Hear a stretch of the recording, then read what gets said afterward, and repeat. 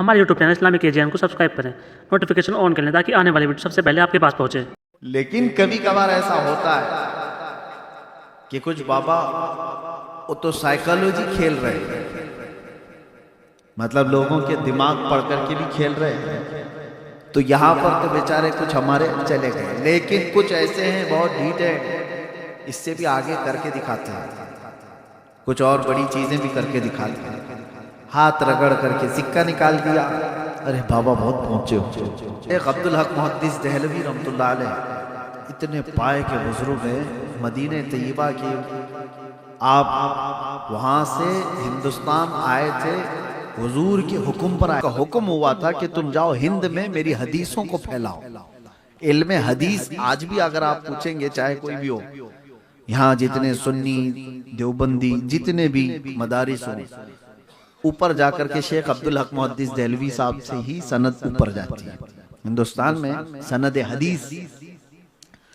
तो शाह साहब रहमतुल्लाह ताला अलैह जब यहाँ आए थे तो उनका एक मामूल था, हुजूर पाक सल्लल्लाहु अलैहि वसल्लम की बारगाह में अरीजा पेश करके आए थे, बड़ा दूर का सफर कर रहा हूँ, मदीने से दूरी मुझे बर्दाश्त नहीं होती, करम इतना फरमाए कि दिन भर में लोगों में हदीस की नशर व इशाअत करूंगा, शाम को थका हारा आ जाऊं, आंखें बंद करूं तो आका आपकी जियारत हो जाए, मदीने की जियारत हो जाए या रोज़े रसूल की जियारत हो जाए।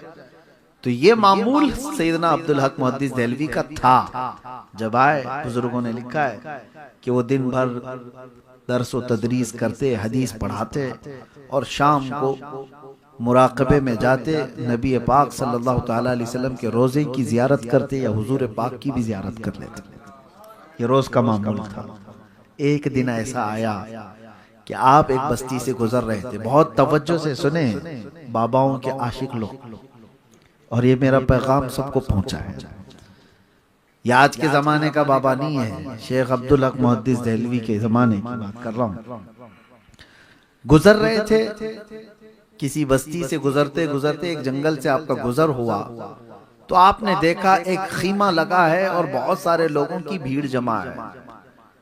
तो आप भी वहां पहुंच गए, लोगों से पूछा कि क्या है यहाँ पर। कहा एक बहुत बड़े बुजुर्ग हैं यहाँ पर, अल्लाह वाले हैं, बहुत पहुंचे हुए हैं और तसव्वुफ की बड़ी बातें हैं, दिल पर लगने वाली बातें उनकी हैं। तो मुरीदीन की बहुत बड़ी एक जमात बैठी हुई थी, आप भी वहां शरीक हो गए। जो बुजुर्ग थे छोटी सी झोपड़ी में थे और चारपाई पे बैठे हुए थे। शेख साहब रहमतुल्लाह अलैह जैसी आए, आंखें बंद करके उन्होंने कहा कि शाह साहब करीब आ जाइए, मौलाना इल्म हदीस के जानकार, आप तशरीफ लाइए, करीब आइए। जब किसी को कोई नाम से पुकारे तो वहीं तो ढह जाएगा, पूरा मेरा सब कुछ पता है हजरत को।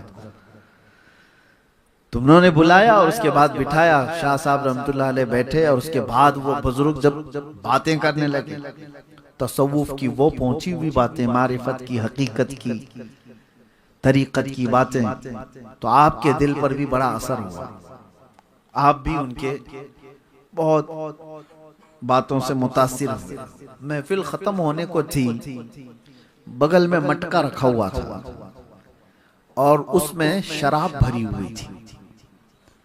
बुजुर्ग ने अपने मुरीद को बुलाया, या जो इंस्टेंट खिलाफत लिया होगा उसको कहा कि भरो जाम भर के दो।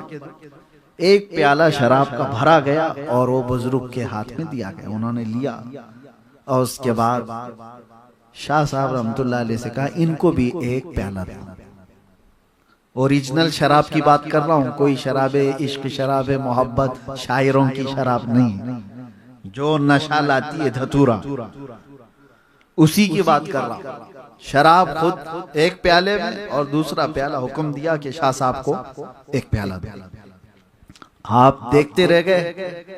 शाह साहब रहमतुल्लाह अलैह इल्म हदीस के ऐसे आपको हजारों हदीसें, जो हाफिज हैं जिसके, वो इल्म हदीस के बादशाह कहलाते। आपने कहा हरगिज नहीं, मैं छूऊंगा भी नहीं, शराब हराम है। शेख आप क्या कर रहे हैं ये? सुनो, बुजुर्ग जो बैठा हुआ है या पीर साहब जो बैठे हुए हैं, उन्होंने सीधे क्या कहा, मौलाना पी लो, वरना रोजाना जो तुम बारगाह रसूल की हाजिरी देते हो वो बंद करा दूंगा। अब सोचो, ये राज की बात है। शाह साहब रहमतुल्लाह अलैह तन्हा मुराकबे में बारगाह मुस्तफा की हाजिरी देते थे। शाह साहब रहमतुल्लाह ताला अलैह ही मुराकबा करते और वो जियारत करते। अब जब बंदा कोई सामने वाला इतनी बड़ी बात बोल दे तो अब क्या रह गया। अब उसके बाद इम्तिहान की घड़ी है, ये याद रखो। शाह साहब प्याला लिया कप कपाते हुए हाथों के साथ कहा कि ये कैसे मेरी बात जानते हैं। फिर आपने कहा नहीं, शराब नहीं पीऊंगा, वापस। मेरे मुस्तफ़ा करीम सल्लल्लाहु अलैहि वसल्लम की शरीयत है, शराब अगर मेरे नबी ने हराम फरमाया है तो कयामत तक किसी के लिए हलाल नहीं हो सकती। मेरे लिए भी नहीं, आपके लिए भी नहीं, किसी के लिए भी हलाल नहीं हो सकती। फिर उन्होंने कहा मैं तुम्हारी रोजाना की महफिलें देखता हूं और उसके बाद शाम में तुम्हारी हाजिरी किस वक्त होती वो भी जानता हूं, बंद करा दूंगा। शाह साहब एक तरफ शरीयत मुस्तफ़ा सल्लल्लाहु अलैहि वसल्लम और एक तरफ ये शैतानी शरारत, इसको क्या समझा जाए, और एक तरफ ये इम्तिहान के बाबा तो जान तो रहा है सारी चीजें, ये पहुंचा हुआ तो है। अब यहाँ पर आपने कहा शाह साहब ने कि थोड़ी देर के लिए मैं यहाँ से उठ जाता हूँ, मुझे समझ नहीं आ रही है, कुछ कोई बात समझ में नहीं आ रही है, लेकिन पीऊंगा तो नहीं। ये इश्क मुस्तफा बचा लेता है। मोहब्बत मुस्तफा तो थी, आप छोड़ करके उठे और कहा कि नहीं शराब तो नहीं पीऊंगा, आपको छोड़ दूंगा। कहा जाओ देख लेना। बात आई गई हो गई, चलो ठीक है। आप कहेंगे तुक्का मारा होगा, साइकोलॉजिकल जो है किसी की दिमाग को पढ़ लिया होगा कि ये डेली क्या करता है और बोल दिया होगा, यहां तक तो सही है। शाह साहब इस वाकये से बहुत डिप्रेस्ड, बहुत परेशान थे। आए उसके बाद शाम को अपने मामूल के मुताबिक मुराकबे में बैठ गए, हुजूर पाक सल्लल्लाहु ताला अलैहि वसल्लम की जियारत करने के लिए। जैसे ही आपने मुराकबा अपना मुकम्मल किया जियारत के लिए, तो दरबारे रसूल तो नजर आ रहा है और चौखट पर यह बुजुर्ग खड़ा हुआ है। कह रहा है कि नहीं अब्दुल हक, मैं तुम्हें जाने नहीं दूंगा, जियारत होने नहीं दूंगा, तुमने मेरी बात नहीं मानी। अब बताओ क्या किया जाए। तो आप परेशान हो गए, परेशान हो गए कि कहा ये तो जो कह रहा था वो तो सच ही कह के दिखा दिया, मुझे तो जियारत होने नहीं दे रहे। आप झटक करके उठ गए, रात भर आप इबादत करते रहे बेचैनी से। दूसरे दिन उस तरफ गए भी नहीं, दूसरे दिन गए नहीं, अपने आप को बर्दाश्त करते रहे। जाहिर सी बात है ये बोलने में आसान लग रहा है, एक आशिक रसूल की तड़प आप नहीं जानते जिसको बारगाह मुस्तफा से रोक दिया जाए। मियाँ आज हमको अगर कोई सिर्फ सफर में वहां रोक दे तो ऊपर नीचे हो जाते हैं, और वो ऐसे फना फिर रसूल जिनकी जिंदगी मुस्तफा के कदमों में है और वो रोजाना बारगाह मुस्तफा की हाजिरी देते हो, उनको अगर कोई रोक दे तो उनका क्या हाल होता है, बिस्मिल की तरह तड़पते हैं। फिर दूसरा दिन आया, रात को मुराकबे में बैठे, सेम वही पोजीशन कल वाली। आज भी वो शख्स खड़ा आंखों के सामने इनके नजर आता है और कहता है अब्दुल हक मैं तुम्हें हाजिरी देने नहीं दूंगा। दूसरा दिन इसी तरह गुजर गया। इस सिचुएशन को आप समझो कि दिल हो सकता है कभी माइल कर ले, जाके सुलह मुसालहत कर लेते हैं। इतनी बड़ी नेमत तो छूट रही है, इतनी बड़ी दौलत जो मेरे साथ रोजाना की थी वो छूट रही है, बात तो कर ले, उससे क्या मसला है। हो सकता है वो कोई ओरिजिनल शराब नहीं पिला रहा हो सकता है कोई और शराब पिला रहा हो, लेकिन शेख साहब कहते हैं बदबू तो वही धतूरे की है, ये नशा लाने वाली शराब की बात कर रहा है। कैसे हो सकता है ऐसे, बहुत अपोजिट चीज है। तीसरा दिन आया, तीसरी रात आई तो बेकरारी इतनी बढ़ गई, आपको मैं बता रहा हूं। आज आपने मुराकबा नहीं किया, आज हिम्मत नहीं हो रही थी, मुराकाबा नहीं किया। अब जो ओरिजिनल चीज आशिक रसूल की होती है वो आपने इस्तेमाल किया। क्या है? सबसे बड़ी चीज जो आशिक रसूल के पास होती है उसकी वो सिसकियां जो हुजूर को पहुंचाती हैं। बेइख्तियार रो पड़े। बारगाह मुस्तफा ने कहा, इस मंजर से, इस हाल से मुझे या रसूल अल्लाह आपके सिवा कोई नहीं निकालेगा। मुझे बता दो या तो मैं गलत हूं, आपकी शरीयत का पास और लिहाज करने के लिए मैं खड़ा हूं, आपकी हदीसों की हिफाजत करने के लिए मैं सब छोड़ कर के आया हूं। आका, अगर मैं गलत हूं तो मुझे मार दिया जाए, मगर इस तड़प को और लंबी ना कीजिए, इस बेकरारी को और लंबी ना की जाए। अगर मुझसे कोई खता हुई है, ये जब दिल दर्द से रोता है तो बुजुर्गों ने फरमाया, मोहम्मद को हम बेकरारों में ढूंढो, मोहम्मद को गम गुसारों में ढूंढो सल्लल्लाहु अलैहि वसल्लम। अचानक आपकी आंखें बंद हुई, बारगाह मुस्तफा सल्लल्लाहु ताला अलैहि वसल्लम की हाजिरी नसीब हुई। सिर्फ इतनी ही नहीं, रोज़े रसूल से तेज आवाज आती है, उखरुज या कल्ब, ऐ कुत्ते हमारे दरबार से निकल जाओ। ये ऐसी आवाज आई, दरवाजे पर खड़ा हुआ जो शख्स था छट गया, कहीं कोई नजर नहीं आता है, और आफताब रिसालत अपने पूरे आबो ताब के साथ अब्दुल हक मुहद्दिस देहलवी की आंखों के सामने।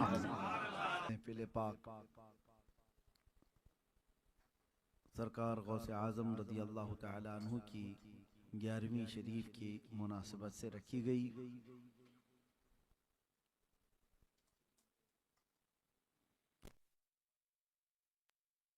हम सबको अता फरमाए। सबसे पहले ये बात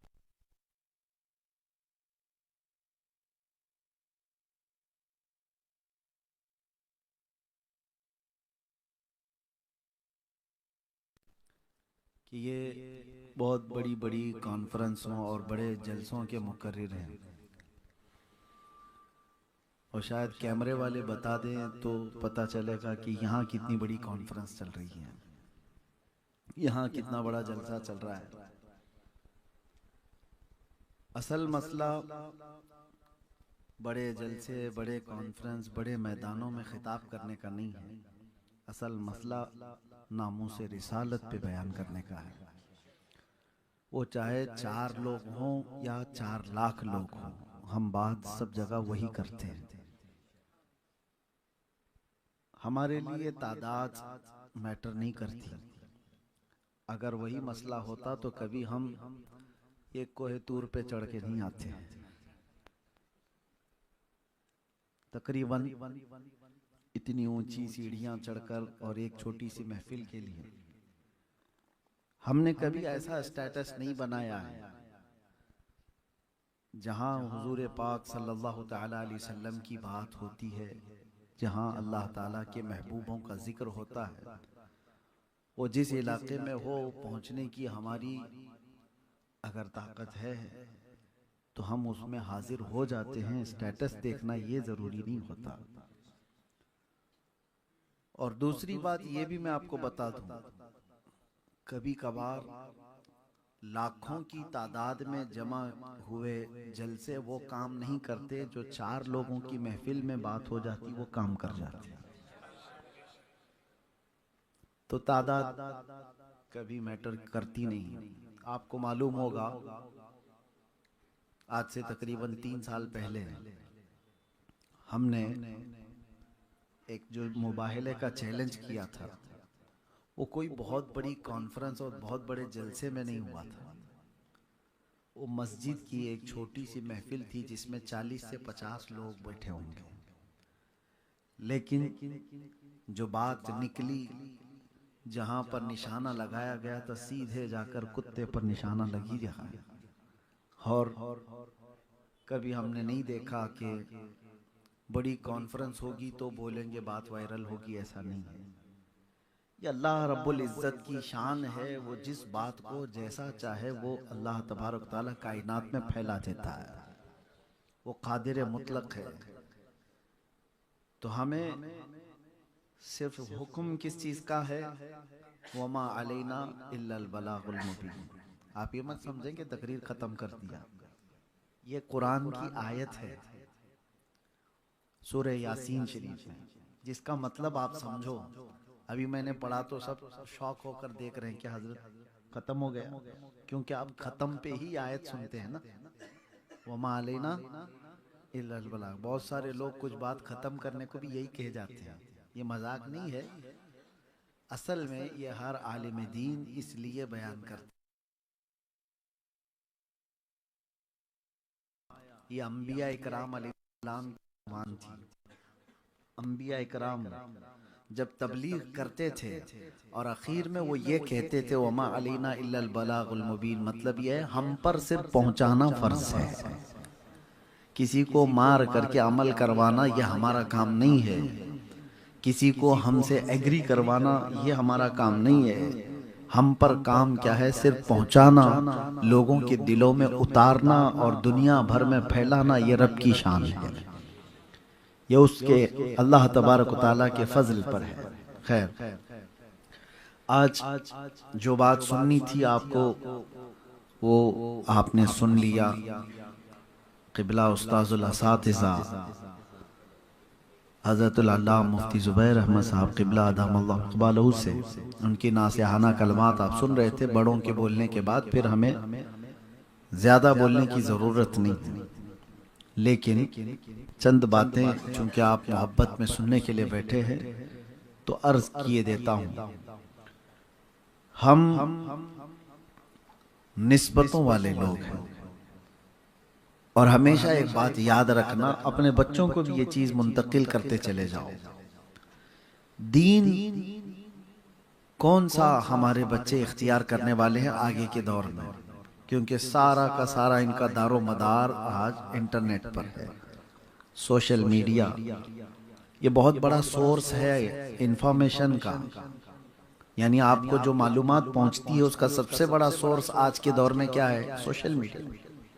कुछ भी आपसे पूछा जाए कैसे पता चला आपको, सोशल मीडिया ये बहुत बड़ा सोर्स है। और पहले के दौर में किसी से कुछ सवाल करते, अगर वो कोई मसला बताते भी तो आपको कैसे पता, तो कहते बहारी शरीयत में पढ़ा है मैंने, बुखारी शरीफ में पढ़ा है मैंने। वो किताबें सोर्स थी इंफॉर्मेशन की, और आज के दौर में सारी चीजों का सोर्स जो है वो सोशल मीडिया। दीनी नॉलेज भी दुनियावी नॉलेज भी सब चीजों को उन्होंने सोर्स बनाया। इसलिए अब मैं आपसे कहता हूं कि अल्लाह के नबी सल्लल्लाहु तआला अलैहि वसल्लम का ये दीन, इसको बुजुर्गों ने फरमाया उन्जुर अम्मन तअखुदून दीनकुम, ये हमेशा देखा करो कि दीन किससे ले रहे हो। मार्केट में जाकर के अपना सामान खरीदने के लिए उसकी कैटेगरी चेक करते हो, डॉक्टर को दिखाना है अपना जिस्म तो आप उसकी डिग्रियां चेक करते हैं, इसका बैकग्राउंड कैसा है, किसी को इंजेक्शन से मार तो नहीं देता। और उसमें भी आप आम तौर पर डिग्री तो है ही है, BHMS, BAMS, BUMS, लेकिन आप किस चीज को तरजीह देते हो वो भी आपको पता है। आप देखते हैं MBBS होना चाहिए, उससे ज्यादा अगर MD हो तो उसको प्रेफर करें। जिस्म को दिखाने के लिए भी आप बहुत जांच पड़ताल कर रहे हो, सामान खरीदने के लिए भी जांच पड़ताल कर रहे हो, हर चीज में अपने मामलात के लिए वकील भी ढूंढते हैं तो उसके रिव्यूज लेते हैं पहले कि कैसे। ये सब चीजों में हम जांच पड़ताल कर रहे हैं, तो क्या हमारे दीन को हम इतना हल्का समझ लें कि ऐरा गैरा जो भी बयान कर गया उससे दीन ले लेंगे।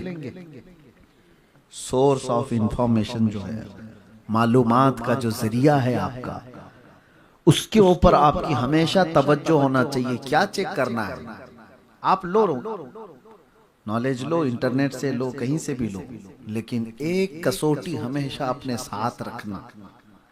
मिसाल के तौर पर आपको पता ही नहीं है गोल्ड जो है नकली कैसा होता है, असली कैसा होता है, तो आप कभी भी ठगे जा सकते हो, अच्छी अच्छी दुकानों से भी ठगे जा सकते हो। लेकिन अगर आपके पास पारस है, चेक करने वाला कोई आला है, तो आप जहां पर भी जाएंगे अपने उस आले का इस्तेमाल करेंगे। मुझे बहुत कीमती चीज खरीदनी है तो चेक तो कर लूं कि इसमें प्यूरिटी कितनी है, ओरिजिनल कितना है। आप चेक तो करोगे या किसी से करवा तो लोगे? दो चीजें तो करते हो सोना खरीदने से पहले।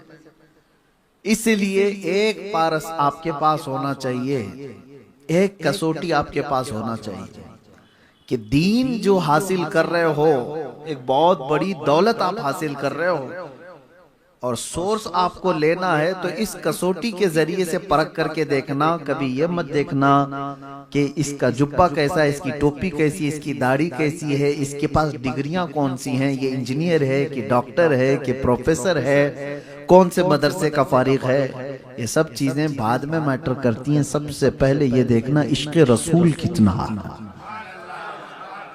नबी पाक सल्लल्लाहु तआला अलैहि वसल्लम की ये मोहब्बत में कितना है।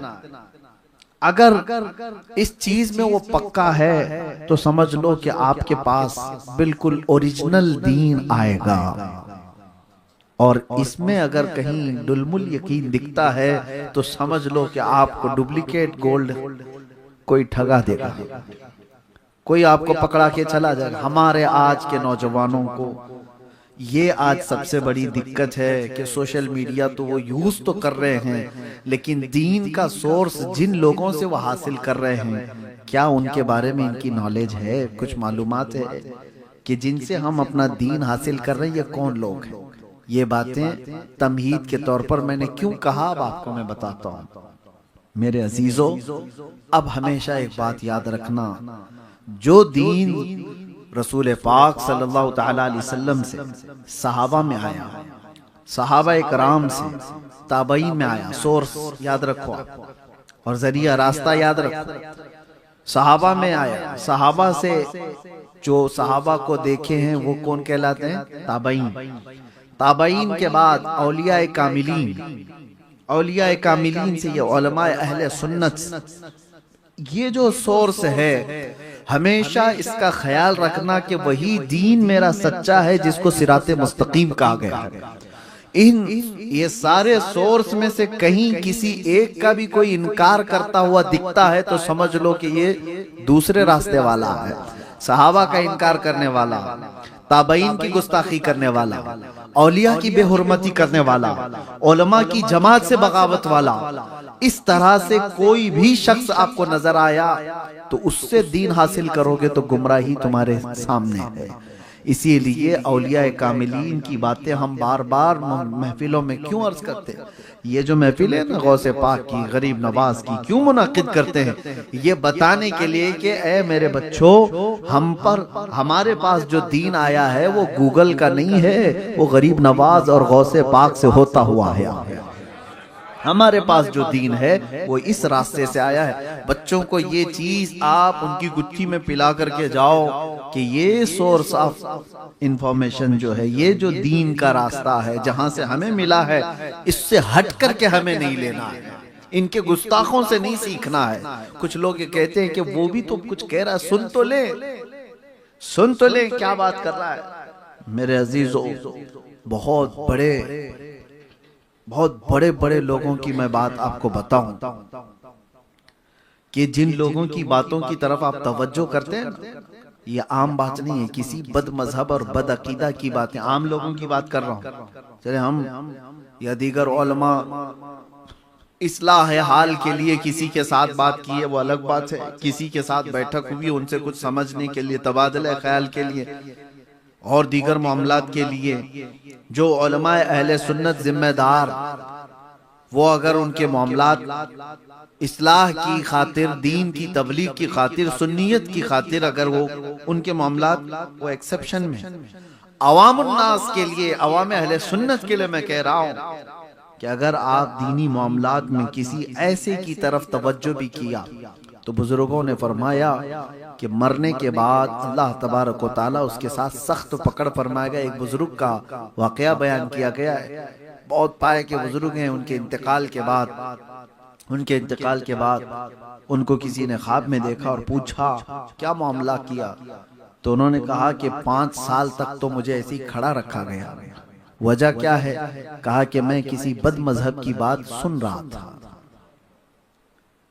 बद अकीदे शख्स की बात सुन रहा था। इस बारे में मेरे अजीजों, इस चीज को आप हल्के में ना ले। अब जो दौर आ रहा है गुमराहियां तुम्हारी चौखट पर आ गई।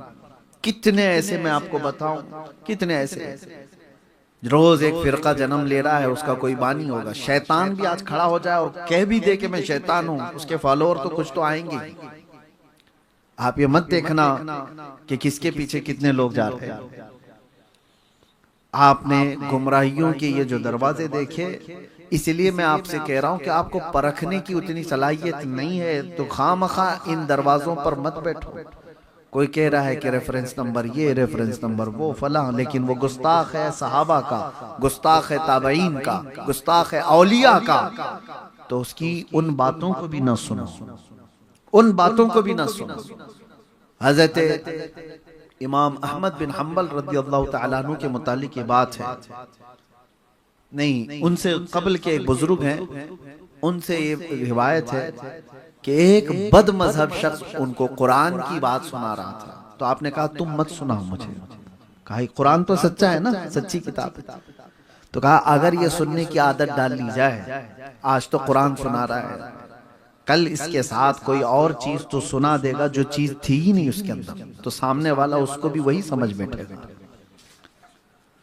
आपके सामने भी ये बहुत बड़ा चैलेंज है, बच्चों के लिए भी मैं कहता हूं। ये बात इसलिए अर्ज कर रहा हूं कि सरकार गौसे पाक रज़ी अल्लाह तआला अन्हु, सरकार गरीब नवाज पर ओछे हमले करने वाले ऐसे सोशल मीडिया के जोकर अभी देखे हमने। पाकिस्तान से उठे हुए वहां पता नहीं रोज एक फिरका जन्म लेता है, और 72 से ज्यादा हो चुके होंगे वहां पे। मैं इसीलिए कह रहा हूं कि इन तमाम चीजों को आप, सोशल मीडिया में कोई हद नहीं, कोई पाबंदी नहीं है कि क्या आपके सामने आ जाता है, लेकिन अपने आप को कंट्रोल इतना तो रखो कि मेरा रास्ता वही है जो इमाम अहले सुन्नत फाजिल बरेलवी ने बताया, सरकार गरीब नवाज ने बताया, गौसे पाक ने बताया, इमाम आजम अबू हनीफा, चारों अइम्मा इकराम ने बताया। वो कहां से लेकर के बताया? ताबईन और सहाबा का रास्ता बताया। यही सोर्स के जरिए से कायम रहोगे तो गुमराही से बचे रहोगे। अब औलिया इकराम की बात मैं मुख्तसर सी ये कह देता हूं कि क्यों जरूरी है, क्योंकि ये अल्लाह तबारक व तआला का हुक्म है कुरान पाक में, या अय्युहल्लज़ीना आमनुत्तकुल्लाह व कूनू मअस सादिकीन, ऐ ईमान वालो अल्लाह से डरो और सच्चे बंदों के साथ रहो। कौन है वो सच्चे लोग? कौन है वो सच्चे लोग? इसको कुरान ही गवाही देता है कि सच्चे और तकवा वाले वही हैं जो अल्लाह के वली हैं। अल्लाह का वली कौन है? जिसके पास तकवा है, और मुत्तकी ही अल्लाह का वली। ये दोनों लाजिम मलजूम है। और मुत्तकी कौन है, तकवा वाला कौन है, उसकी दो चीजें मैं आपको बताऊं। तकवा दर हकीकत अल्लाह के खौफ को कहते हैं, अल्लाह का डर, अल्लाह की खशियत जिसके सीने में है। लेकिन वो तकवा उसको ऐसा पाबंद बना देता है, ऐसा पाबंद बना देता है कि वो शरीयत मुस्तफ़ा सल्लल्लाहु तआला अलैहि वसल्लम के दायरे से एक बाल बराबर भी आगे नहीं बढ़ता। मुत्तकी वो होता है। कुछ लोगों को ऐसा लगता है कि बड़े परहेजगार हैं। कौन? खाना छोड़ देने वाला, पानी छोड़ देने वाला, लंबे लंबे चिल्ले करने वाला।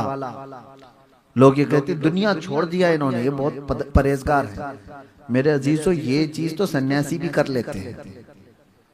खाना छोड़ देना, रोटी छोड़ देना, ये बहुत सारी चीजें छोड़ देना, कपड़े पहनना भी छोड़ देते हैं, तो वो तो सन्यासी भी कर लेते हैं। तो सन्यास का नाम तकवा नहीं है, सिर्फ और सिर्फ ये चीजें छोड़ने का नाम तकवा नहीं है। तकवा दर हकीकत अल्लाह रब्बुल इज्जत के उस अजीम खशियत और खौफ का नाम है जो उसको शरीयत से एक बाल बराबर भी आगे नहीं करती। हाँ, कोई बंदा ऐसा आपको दिख रहा है कि सब दुनिया तो छोड़ा हुआ, इसका घर बार कुछ नहीं है, लेकिन वो लोगों के सामने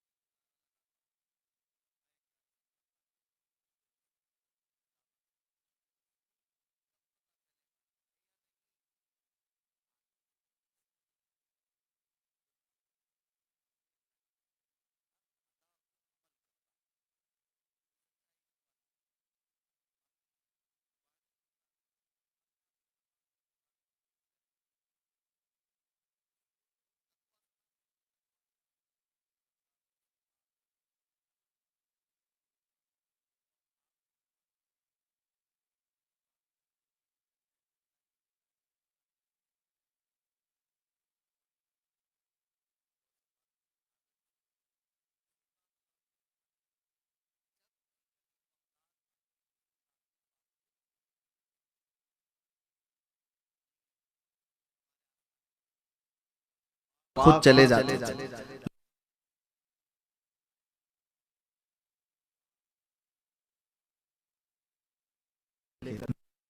उस बुजुर्ग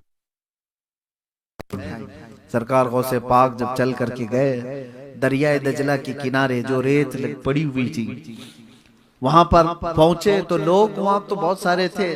गौसे पाक ने पूछा वो अल्लाह वाले कहाँ हैं? कहा अभी चले गए। 3 दिन से मुसलसल यहीं पर इबादत कर रहे थे, लेकिन अभी थोड़े वक्त हुआ वो यहाँ से कूच कर गए, सफर पे चले गए। आपने कहा मुझे बड़ा अफसोस है कि मैं मिल नहीं पाया। उसके बाद गौसे पाक ने पूछा कि वो इबादत कहाँ करते थे? तो लोगों ने बताया ये रेत पर। तो आप जा करके देखते हैं तो रेत पर हाथ के पैरों के निशान थे जो सजदे करते थे। सजदे में हो जाते हों तो हाथों के निशान भी थे, पैरों के निशान भी थे। आपने गौर से देखा और उसके बाद कहा वो झूठा शख्स है, वो अल्लाह का वली नहीं है जिसको तुम समझ बैठे थे।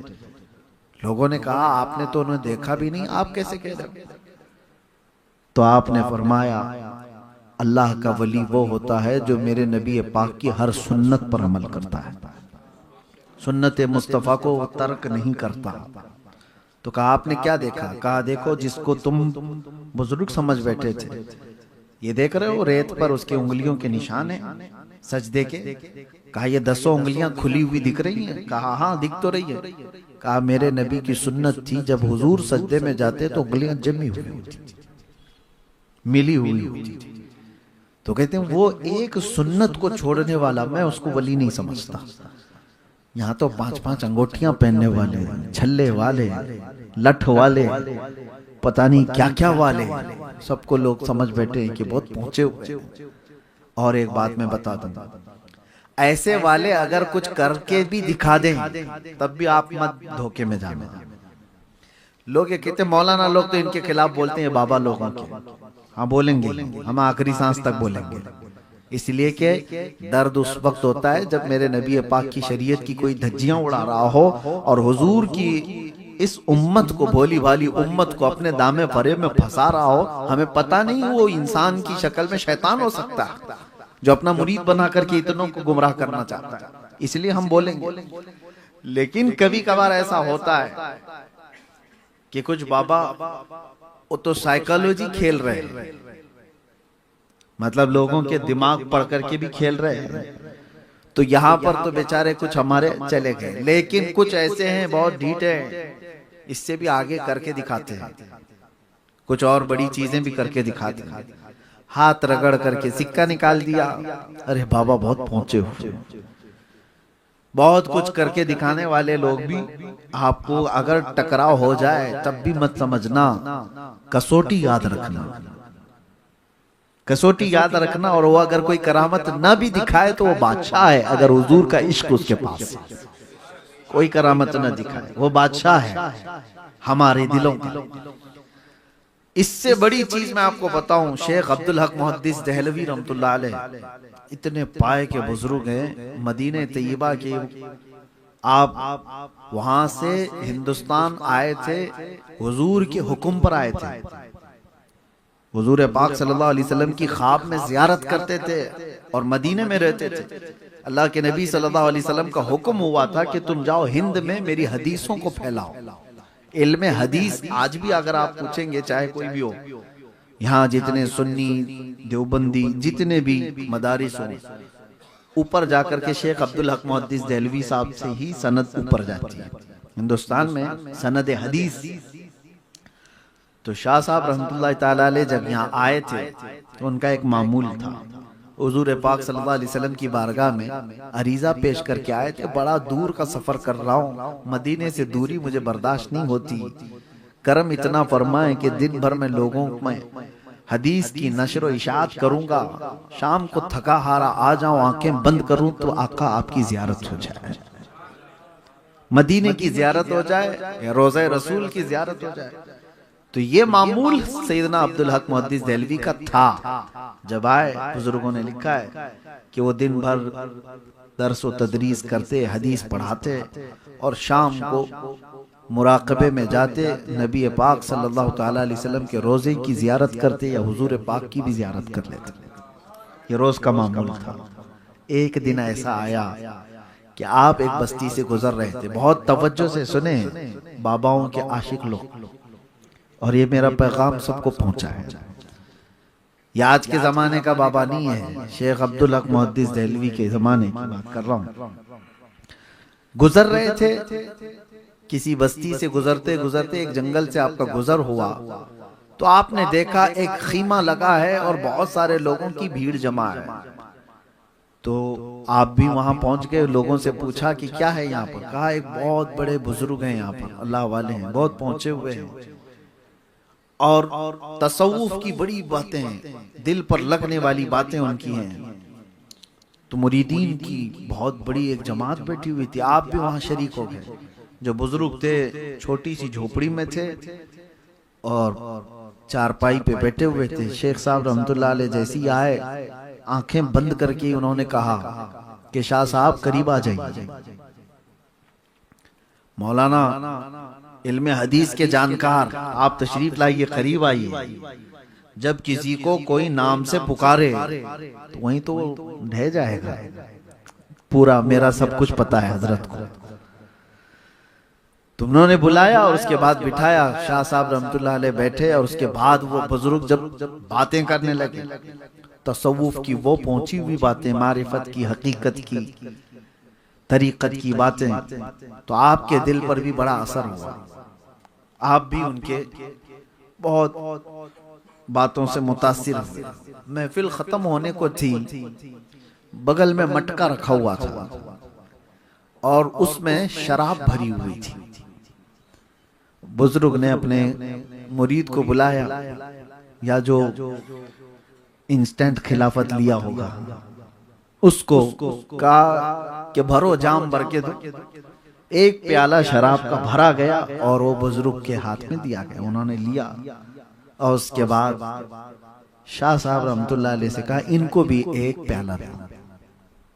ओरिजिनल शराब की बात कर रहा हूं, कोई शराब इश्क, शराब मोहब्बत, शायरों की शराब नहीं, जो नशा लाती है धतूरा, उसी की बात कर रहा हूं। शराब खुद एक प्याले में और दूसरा प्याला हुक्म दिया कि शाह साहब को एक प्याला दो। आप देखते रह गए। शाह साहब रहमतुल्लाह अलैह इल्मे हदीस के ऐसे आपको हजारों हदीसें, जो हाफिज हैं जिसके, वो इल्मे हदीस के बादशाह कहलाते। आपने कहा हरगिज नहीं, मैं छूऊंगा भी नहीं, शराब हराम है। शेख आप क्या कर रहे हैं ये? सुनो, बुजुर्ग जो बैठा हुआ है या पीर साहब जो बैठे हुए हैं, उन्होंने सीधे क्या कहा, मौलाना पी लो, वरना रोजाना जो तुम बारगाह रसूल की हाजिरी देते हो वो बंद करा दूंगा। अब सोचो, ये राज की बात है। शाह साहब रहमतुल्लाह अलैह तन्हा मुराकबे में बारगाह मुस्तफा की हाजिरी देते थे। शाह साहब रहमतुल्लाह ताला अलैह ही मुराकबा करते और वो जियारत करते। अब जब बंदा कोई सामने वाला इतनी बड़ी बात बोल दे तो अब क्या रहेगा। अब उसके बाद इम्तिहान की घड़ी है, याद रखो। शाह साहब प्याला लिया, कप कपाते हुए हाथों के साथ कहा कि ये कैसे मेरी बात जानते हैं। फिर आपने कहा नहीं, शराब नहीं पीऊंगा, वापस। मेरे मुस्तफ़ा करीम सल्लल्लाहु अलैहि वसल्लम की शरीयत है, शराब अगर मेरे नबी ने हराम फरमाया है तो कयामत तक किसी के लिए हलाल नहीं हो सकती। मेरे लिए भी नहीं, आपके लिए भी नहीं, किसी के लिए भी हलाल नहीं हो सकती। फिर उन्होंने कहा मैं तुम्हारी रोजाना की महफिलें देखता हूं और उसके बाद शाम में तुम्हारी हाजिरी किस वक्त होती वो भी जानता हूं, बंद करा दूंगा। शाह साहब एक तरफ शरीयत मुस्तफ़ा सल्लल्लाहु अलैहि वसल्लम और एक तरफ ये शैतानी शरारत, इसको क्या समझा जाए, और एक तरफ ये इम्तिहान के बाबा तो जान तो रहा है सारी चीजें, ये पहुंचा हुआ तो है। अब यहाँ पर आपने कहा शाह साहब ने कि थोड़ी देर के लिए मैं यहाँ से उठ जाता हूँ, मुझे समझ नहीं आ रही है, कुछ कोई बात समझ में नहीं आ रही है, लेकिन पीऊंगा तो नहीं। ये इश्क़ मुस्तफ़ा बचा लेता है। मोहब्बत मुस्तफ़ा तो थी, आप छोड़ करके उठे और कहा कि नहीं शराब तो नहीं पीऊंगा, आपको छोड़ दूंगा। कहा जाओ देख लेना। बात आई गई हो गई। चलो ठीक है, आप कहेंगे तुक्का मारा होगा, साइकोलॉजिकल जो है किसी की दिमाग को पढ़ लिया होगा कि ये डेली क्या करता है और बोल दिया होगा, यहां तक तो सही है। शाह साहब इस वाकये से बहुत डिप्रेस्ड, बहुत परेशान थे। आए, उसके बाद शाम को अपने मामूल के मुताबिक मुराकबे में बैठ गए, हुजूर पाक सल्लल्लाहु तआला अलैहि वसल्लम की जियारत करने के लिए। जैसे ही आपने मुराकबा अपना मुकम्मल किया जियारत के लिए, तो दरबारे रसूल तो नजर आ रहा है और